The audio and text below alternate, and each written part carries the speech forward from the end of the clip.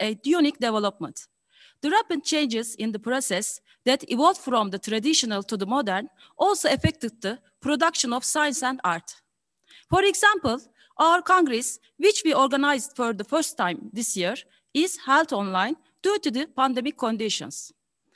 It has become important for us to ensure the continuity of scientific activities at our university by turning this unpredictable situation into an advantage. And now, dear participants, I feel happy to be able to reach your places from here. Our Congress started as an art and design-oriented Congress and received submissions from all disciplines related to this field. The number of accepted papers to be presented in our Congress is 220. We are pleased that participants from 3 different countries and 77 different universities showed interest in our Congress. In addition, a total of 181 artworks from 9 different fine art branches were selected for our exhibition. The exhibition will be held digitally tomorrow at 9 p.m. We will be pleased with your participation. Also, fashion designers and academicians who are experts in their fields will touch on different and current issues in our panel. It will be held today at 9 p.m. I would like to thank the Rector of Niğde Ömer Aysdemir University, Professor Dr. Muhsin Kar, the Rector of Kayseri University, Professor Dr. Kurtuluş Kara Mustafa, the Dean of Architecture Faculty of Niğde Ömer Aysdemir University, Professor Dr. Selim Kılıç, the Dean of Engineering, Architecture and Design Faculty of Kayseri University, Professor Dr. Okan Karahan, and my teammates in the organizing committee and secretariat for their kindly supports. Also, I would like to present special thanks to our distinguished guest, invited speaker, Professor Dr. Ali Uzay Peker. Dear participants, I would like to thank you at the end of my speech for your support of science and art. Regarding your great interest, we expect to have much broader participation in our upcoming events. I hope that we can hold the second Congress with you face-to-face on healthier days next year. Thank you.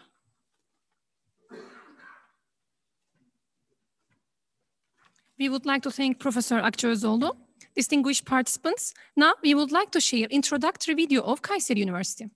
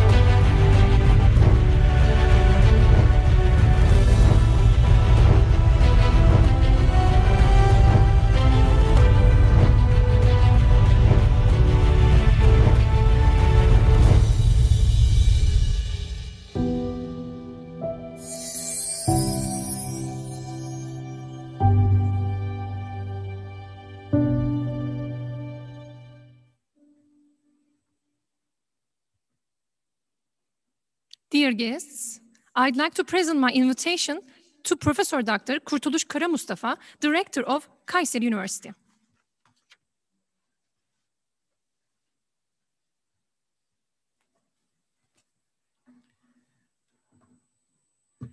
Dear Rector, distinguished scientists attending this Congress, welcome to the opening program of the International Congress on Art and Design, Research and Exhibition, which is being held for the first time this year under the coordination and partnership of Niğde Ömer Halis Demir University, Fine Arts and Architecture faculties, and Kayseri University, Engineering, Architecture and Design faculty. We consider this event extremely meaningful as many scientists gather online to discuss and share the current developments in art and design, as well as share their knowledge and experiences with each other and make contributions by exhibiting their works. Such meetings are essential for scientists to measure themselves, have the opportunity to exhibit their work, and exchange information and ideas. This event, which contributes to interacting with different disciplines from art to design, sets an example for cooperation and sharing. In this context, I would like to thank, on behalf of my university, to the rector of Niğde Ömer Halis Demir University, Professor Dr. Muhsin Kar, and his university, and everybody contributed to this organization. Dear Rector and distinguished participants, art is a means of reflecting passion, love, devotion, patience, and filtering through the aesthetic ambiguity. On the other hand, design is a field of expertise with its unique business processes, methods, technologies, discourse, and relations. In our opinion, art and design are as necessary as medicine, engineering, and basic sciences in the course of both university and scientific life. Moreover, when we study civilized countries, we see that art and design show parallelism with the developments in the economy and social fields. Therefore, we attach great importance to art and design in other fields of our universities. Both on a global or local scale, art, together with all different disciplines, takes individuals away from negative social dilemmas they fall into, allows them to relax by taking a break from monotony, and most importantly, it encourages individuals and societies to transform the negative into positive. On the other hand, design as a concept is a powerful expression of the transformation of human intelligence and imagination into a tangible product or system, as well as being an important cultural element of modern society and effective tool of innovation in the global economy. Anatolia, the fertile land we live on, is a like of folder containing diverse cultures, civilizations crucial for art production. Since the times of Göbekli Tepe, Hittite Empire, Lydia, Phrygia, Rome, Byzantium, Seljuk, and Ottoman state, the spirit of the time accumulated culture, civilization, and art have lived proudly here. And as the poet says, future has its roots in the past.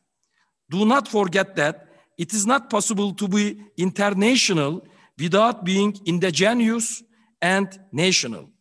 Non-indigenous work cannot find a place for itself in the universal world. As I concluding my speech, I would like to thank everyone who worked in the whole process of the Congress and you for presence and great each of you with love and respect. Thank you very much.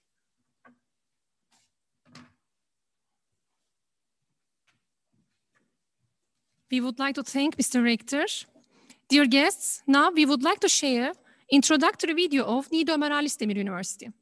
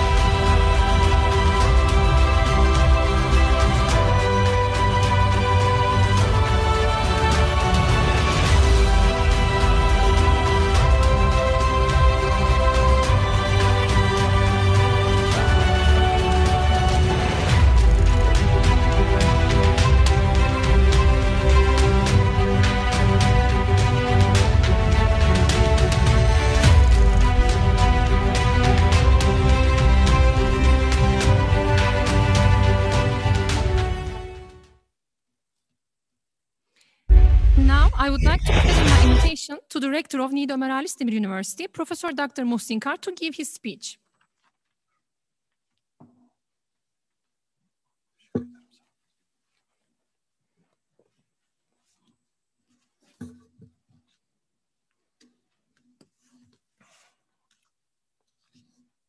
Dear Rector, dear Chairwoman oluyor. Distinguished guests and participants, respected colleagues and students. On behalf of Niğde Ömer Halis Demir University, I would like to welcome and greet all of you and thank all the participants who have come from various parts of Turkey and abroad to attend the International Congress on Art and Design, Research and Exhibition. Although the Faculty of Fine Arts and Architecture in our university is newly established and just started to accept undergraduate students in 2 departments, the academic staff is very enthusiastic about initiating an academic journal, shares their knowledge with the local community, and organizes painting contents on the effects of pandemic on the daily life, and Ömer Halis Demir and Spirit of 15 July with the support of Niğde municipality. This Congress is the result of their demanding initiatives too. I had initially discussed our plan to organize a conference with the rector of Kayseri University, Professor Dr. Kurtuluş Karamustafa, establishing a joint committee to discuss the cooperation opportunities between our universities on art and design has led us to initiate this international congress. Hereby, I would like to thank Professor Kurtuluş Karamustafa for accepting the partnership, cooperating and supporting the Congress by all means.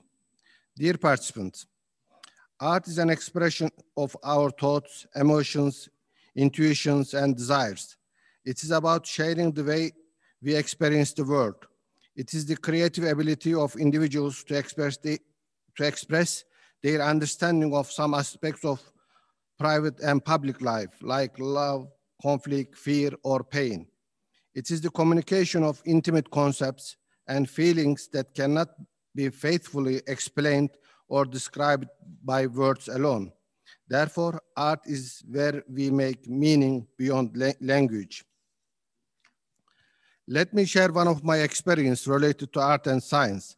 When I visited Alhambra of Granada, Spain, 5 years ago, I still do remember what a tourist guide excitedly said, that it is a science, it is a math, it is an art, while he was explaining about the decoration and designs on the walls giving the information about the materials and geometrical patterns from remaining of the palace.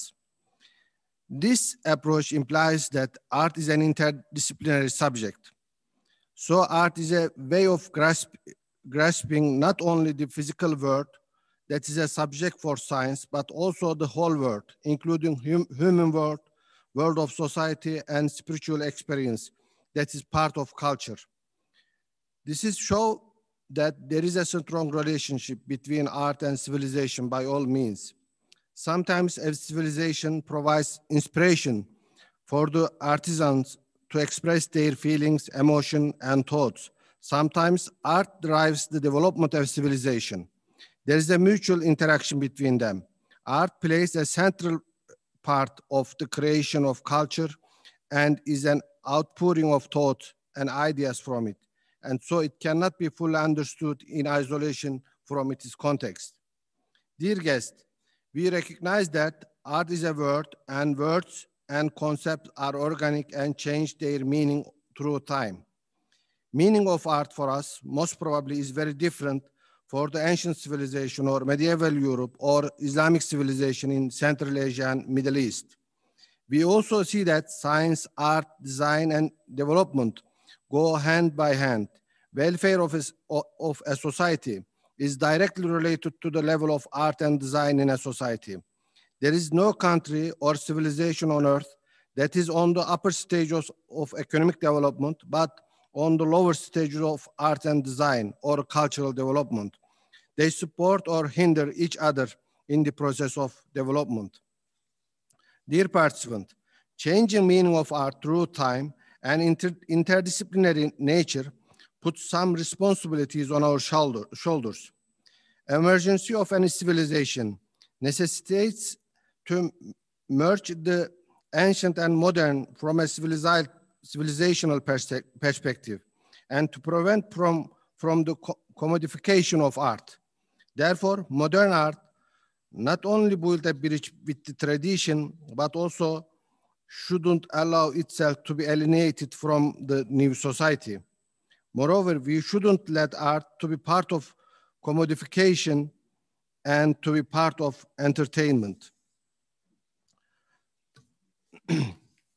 Moreover, in order to level up the stages of development, we have to revise our approach to art and design. We need to make a balance between art and civilization. We are part of it. Widen our understanding to conceptualize the innovative artistic words and design within our faith, wisdom, and understanding of the universe. Therefore, we should keep aesthetical concerns to carry out our understanding of art to the future within the framework of our civilization.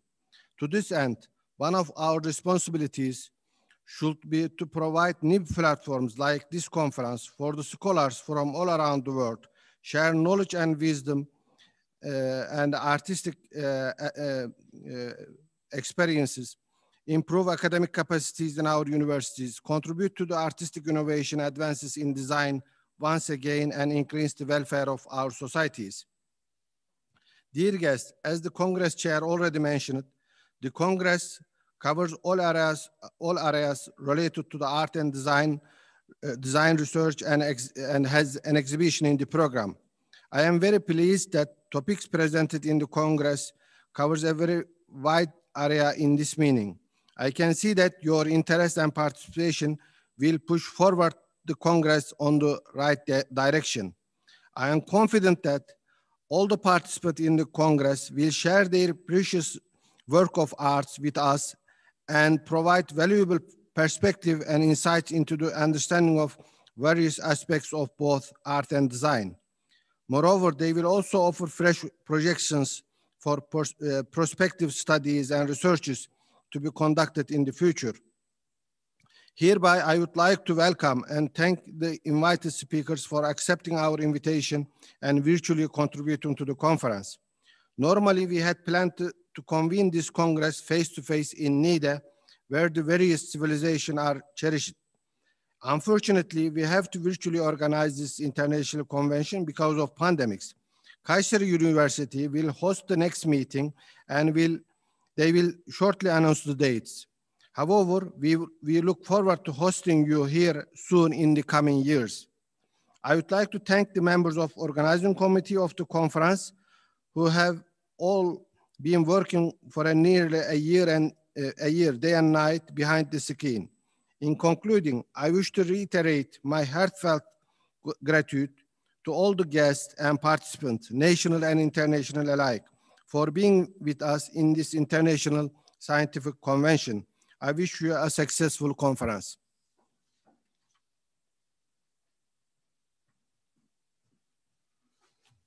We would like to thank Mr. Rector. Dear participants, before I invite to our distinguished guest, Professor Dr. Ali Uzay Peker from Middle East Technical University, we would like to give short information about his academic background. Ali Uzay Peker is currently a professor at Middle East Technical University, graduate program in architectural history, teaching courses on Seljuk and Ottoman architecture. He is an art and architectural historian with published articles in a number of national and international journals and edited books. His research on symbolism in medieval architecture in Turkey revealed theoretical backgrounds of architectural symbols in medieval Anatolia in Islamic period. He also studied 18th century Ottoman architecture. And now, I would like to give the floor to Professor Dr. Ali Uzay Peker to give his speech titled Authenticity of Design. Thank you very much for this nice welcome. First of all, let me initiate my presentation. I suppose everybody here hears me appropriately, and I can go on. If not, please tell me. Here it is. Let me share it. Everything is okay, Professor. We can hear you. Thank you very much. Share screen. Okay, here it is.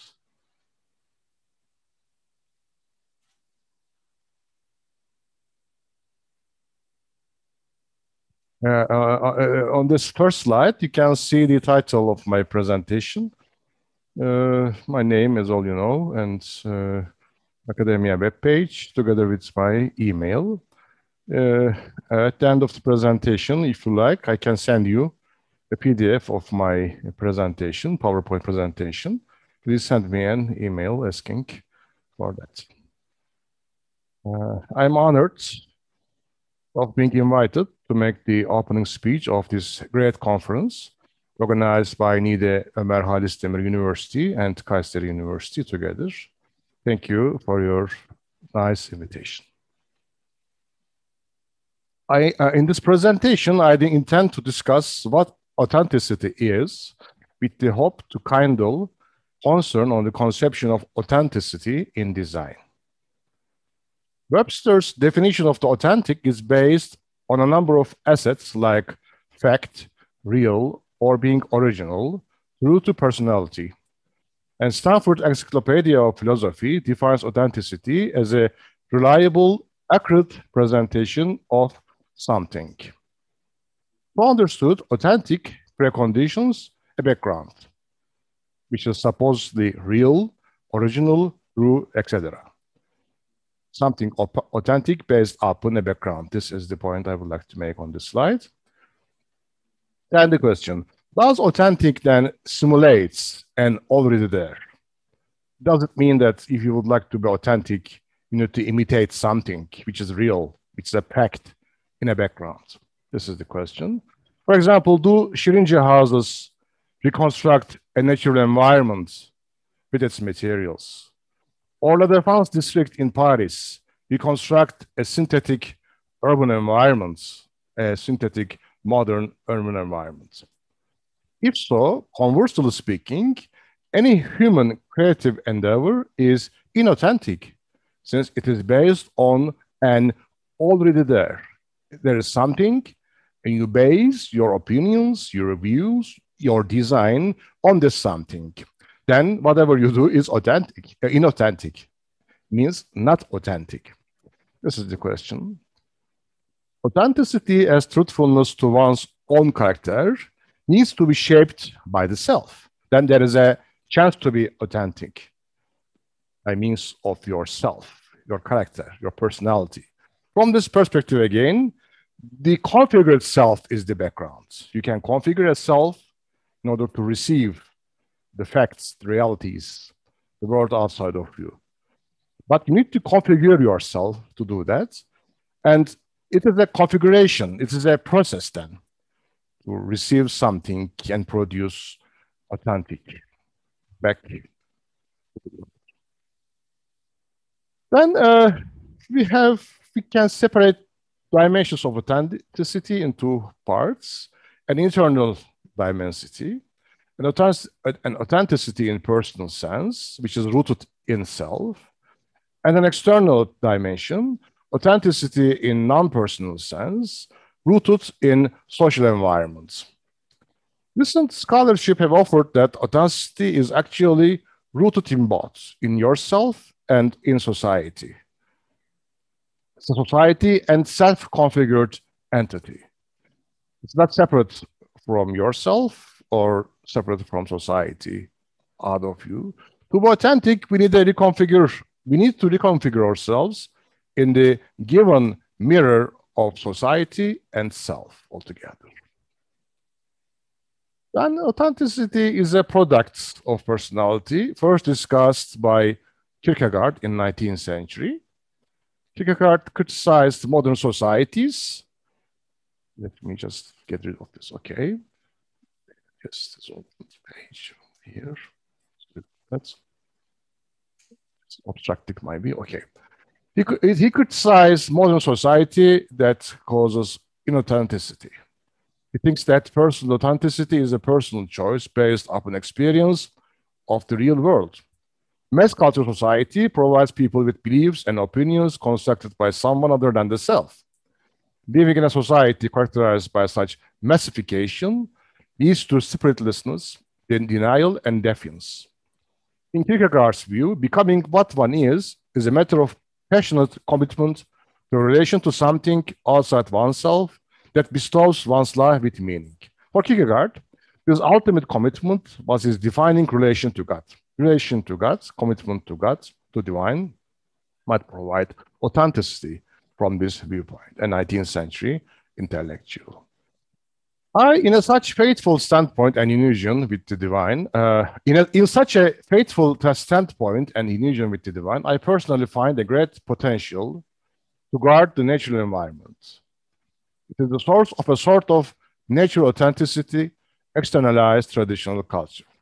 In traditional culture, we find this peaceful and harmonious relationship with God, with nature, with universe, with the cosmos. And there is a great potential for authenticity based upon, immersed in nature.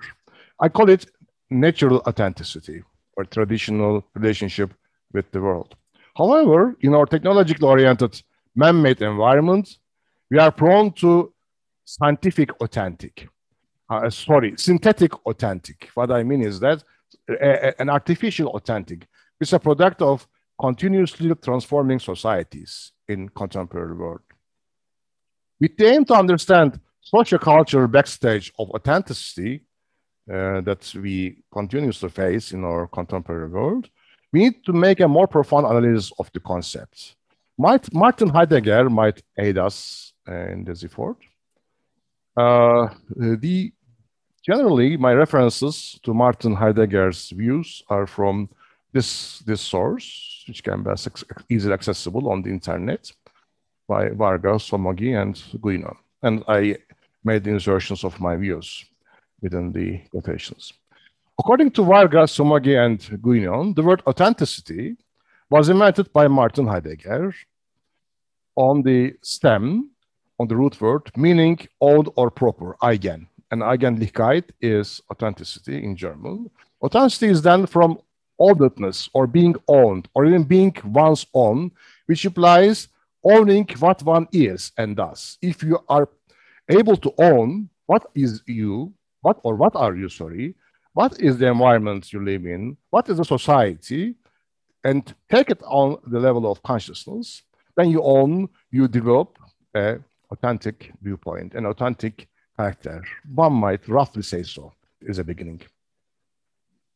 If authentic is something owned, it necessitates somebody owning an act, an involvement, which is deliberate. Then now you can understand why I say it's a progress. It is shaping of yourself. Heidegger explains what is owned as such. Human existence or human being is a relation of being.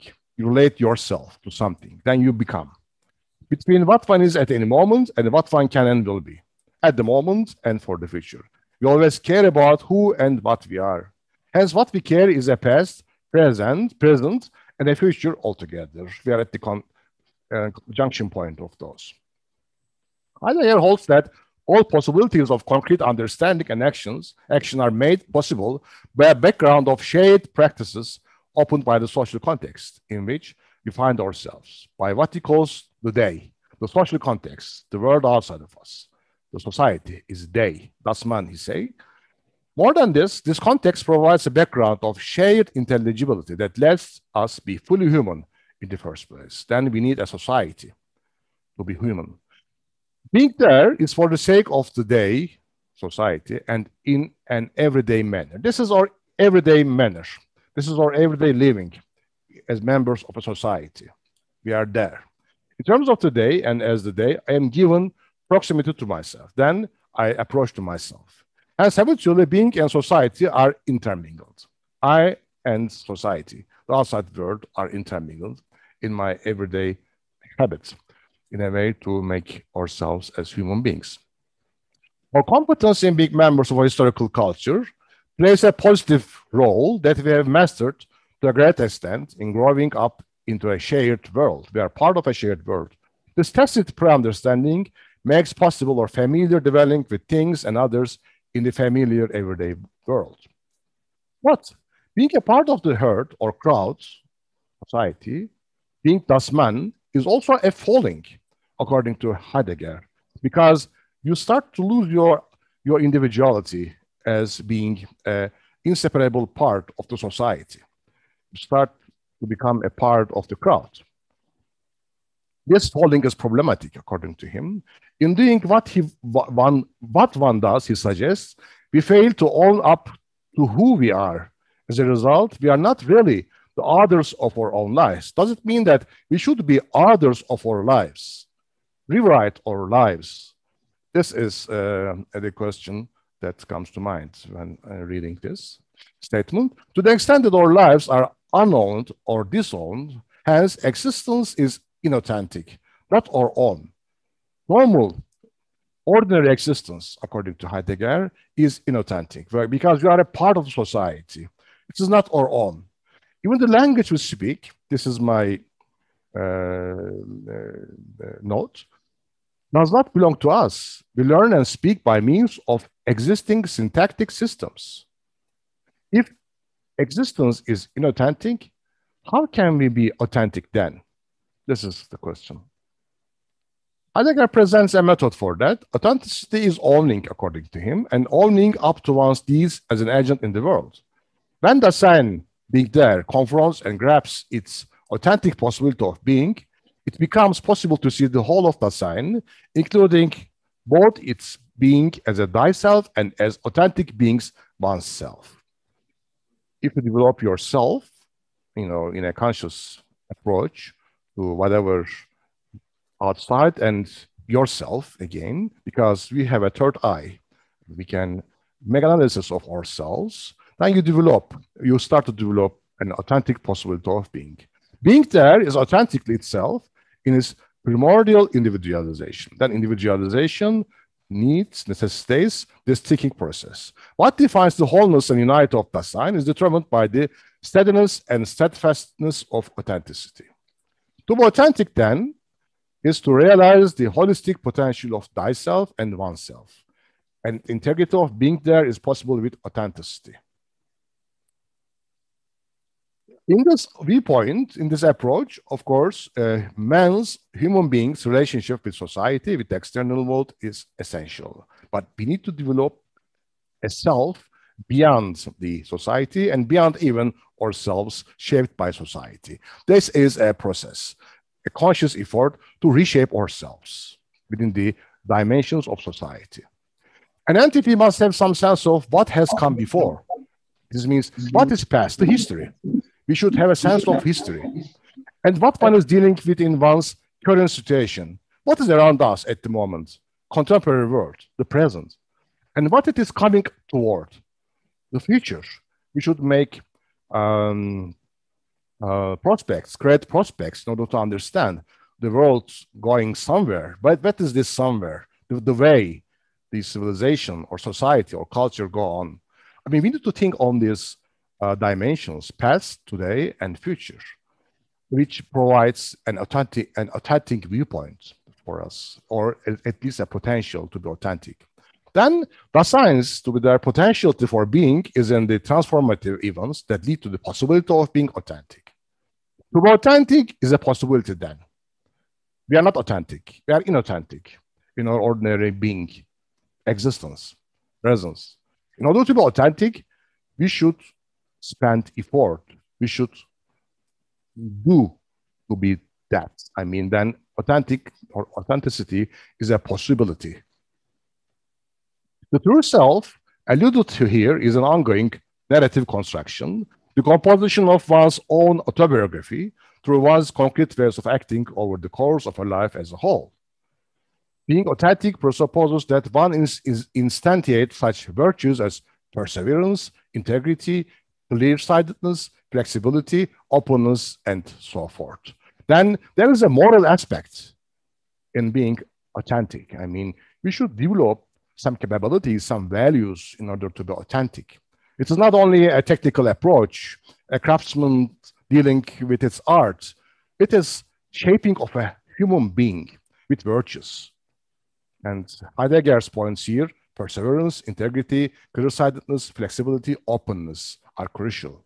Authenticity seems to be regarded as an executive virtue that provides the condition for the possibility of being a moral agent in any meaningful sense whatsoever. And my note, constitution of the true self authenticity is creating executive virtues and founding a moral agent.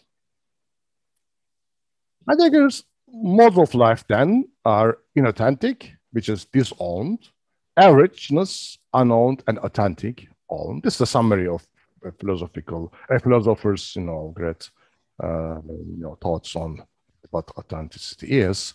Then inauthenticity is simply the default condition of everyday life in which our self-relations are mediated by others. We need to overcome this, pass beyond inauthenticity, and become authentic individuals.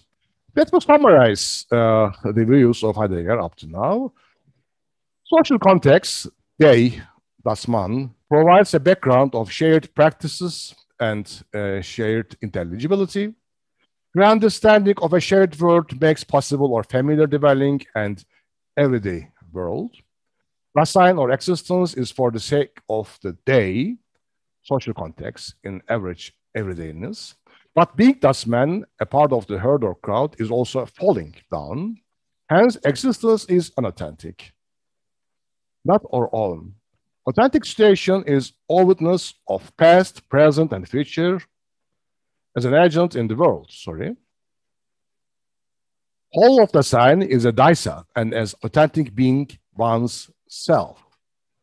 Being authentic is Dasein, being there in its primordial individualization. Then you create a consciousness of being there, of existence. It's an executive virtue, perseverance, integrity, clear-sightedness, flexibility, openness, altogether needed, and it is a moral issue. Let me give a summary of Heidegger's understanding of authentic. I know because, in this very quick manner, you just confront with the ideas that leads you think open on the think and understand, which is not easy. And I introduced a slide just to summarize the summary. Existence normally is inauthentic, not our own. A social and shared intellectual background makes man in everyday world, which is falling. We are inauthentic beings. Only owning past, present, future, thyself and oneself, unite in individualization and authenticity emerge as Dasein, being there as true self. Authenticity is a virtue, a moral issue. I hope I have created an understanding of Heidegger's viewpoint. Now let's check hints of authenticity in a number of artists and designers' view views on creative processes, which is a very teaching session after having dealt with what authenticity is, since we can understand maybe better how artists, designers spend efforts to create an authentic artwork, an authentic self. Maybe they didn't spend time and effort to create a philosophical account for this aim, but from the expressions of them, we can get a hint, get an understanding of their endeavor to be authentic. My first example is Paul Klee, his work on modern art, translated by Herbert Reed. Here, Klee, in these expressions, explains the artist's mode of creativeness. This process resembles a growing tree in the image of its root. Crown of the tree is not an imitation of the root. It is artist's vision. He says, from the root, the sap flows to the artist, flows through him, flows to his eye. Thus, he stands as the trunk of the tree. Nobody would affirm that the tree grows its crown in the image of its root. Between above and below can be no mirrored reflection. It is obvious that different functions expanding in different elements must produce vital divergences. Then the artist's self as a transmitter is defined in this account, and Klee goes, he transmits what comes to him from the depths. Artist is a channel. To be this channel, you need to have an authentic self in order to understand what is going on around you. 3 is the illustration of the world outside, with its social dimensions, with its past, today, and future. Another passage from Klee. Here, Klee expresses the fact that artists has a penetrating vision and intense depth of feeling to reshape the world. And he associates the vision of life with a pure artistic craftsmanship. Then we understand that Klee, in a way, spent effort, endeavored to shape himself in order to receive the world and transmit it, transform it with the authentic mind he shaped. Or another artist, designer, Frank Lloyd Wright, an architect. I also make quotations from his own writings. Wright says, only a horizon widened by science, only a human sensibility quickened by the sense of the dignity and the worth of the individual as an individual, only this new and finer sense of internal order inherent as a spirit of architecture can make you an architect now. Sense of dignity and worth of the individual. These are moral issues, actually. And Wright attaches morality to the designer. You should have this moral to be a designer, a creative personality, to be authentic. The building as architecture is born out of the heart of man, permanent consort to the ground, comrade to the trees, true reflection of man in the realm of his spirit. You know, you need to have a spirit in order to reflect the world by means of your craft to the outside world. And Wright says this. It would mean these machine age, modern, commonplaces transfigured and transformed by inner fire to take their places in the immense vista of the age as human masterpieces. Such interpretation by inner fire as character in the realm of nature is the work of young men in architecture. An inner character. He speaks about an inner character, which is reshaped by the designer, by the artist, in order to reflect the, common, he says, commonplaces, commonalities of the machine age.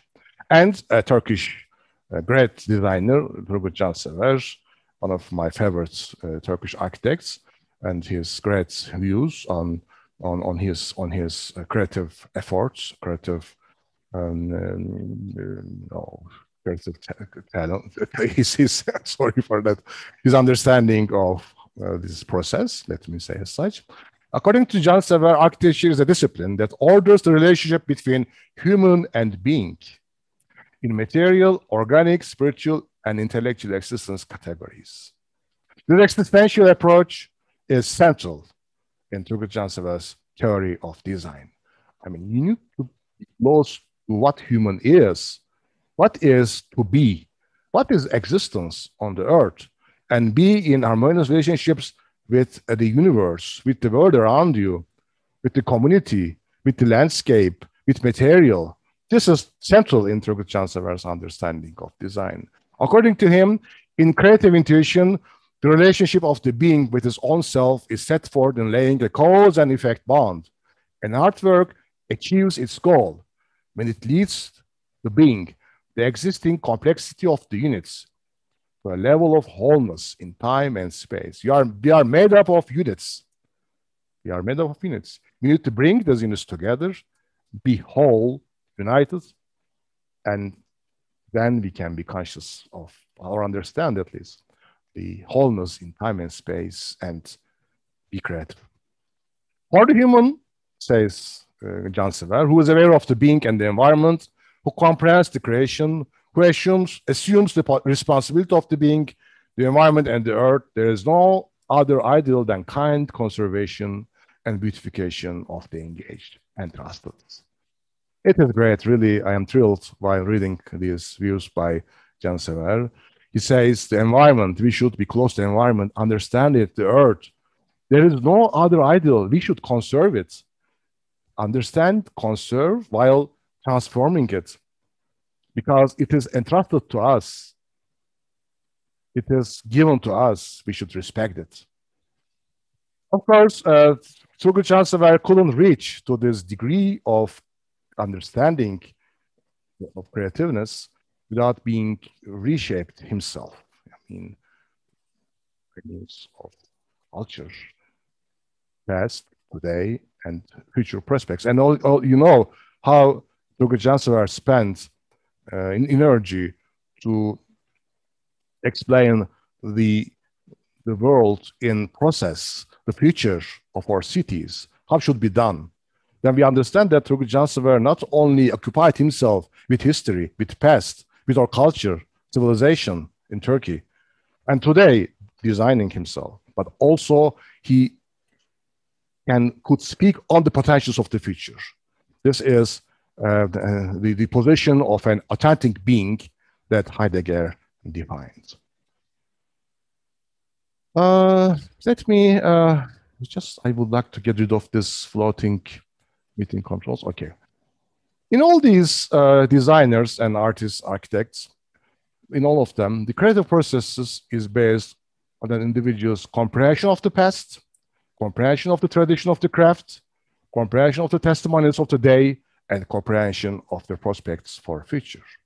We now understand that artists and designers connect authenticity to an individual's endeavors to relate himself, herself, to a time and space-wise context, and to reproduce, to restructure, and to associate the elements in terms of a holistic approach. Whatever you name it, a theory, a thought, an understanding, a viewpoint, we should develop it first. We should first of all be ourselves, developing our own thoughts upon the world, ourselves, and our. The particular authentic approach upon intersections is regarded as a true source of originality. I know authenticity is a complicated matter, since our ordinary stage, as Heidegger stated, is inauthentic. Whatever we do is learned. Perhaps the only fact on earth is that we are inauthentic beings, because whatever we do is learned. A morality based on this fact would be helpful to reshape ourselves in specific relationship with whatever taught to us. This morality would open gates of a more plural society. Its members would find freedom to discover without discriminating matters and ideas. Let me finalize my presentation with this last sentence. According to me, authenticity asks power for receptivity, openness to the world, openness to the people, openness to ourselves, which is a moral endeavor. Thank you very much for your presentation. It was great. Oh, just oh my God! Just this last slide. I would like to take a few minutes of you more. I know authenticity is a complicated matter since our ordinary state, as Heidegger stated, is inauthentic. Whatever we know and do is learned, so inauthentic. Perhaps the only fact on earth is that we are inauthentic beings. A morality based on this fact would be helpful to reshape ourselves in a pacific relationship with whatever given to us. This morality would open gates of a more plural society, as I told you. Its members would find freedom to discover without discriminating matters and ideas. Authenticity asks for power, for receptivity and confession, which can be an individual's moral. Actually, this is a longer version of the slide I have just shown you, and there was no need to read it. But, you know, I finalized this presentation late in the evening last night. I just forgot it here. But it is always good to remember the essentials, how to become an authentic personality. Then we should craft ourselves in order to be authentic. This is the lesson I can get from the presentation of mine. I also learned while teaching. And I would like to finalize my speech. Thank you very much for the invitation. It was a great occasion to share my ideas and to be with you. It was a real honor for me. Thank you very much. We would like to thank our invited speaker, Professor Dr. Ali Uzay Peker from Middle East Technical University. Dear participants, now we continue with the parallel sessions at 11. Thank you for your participation.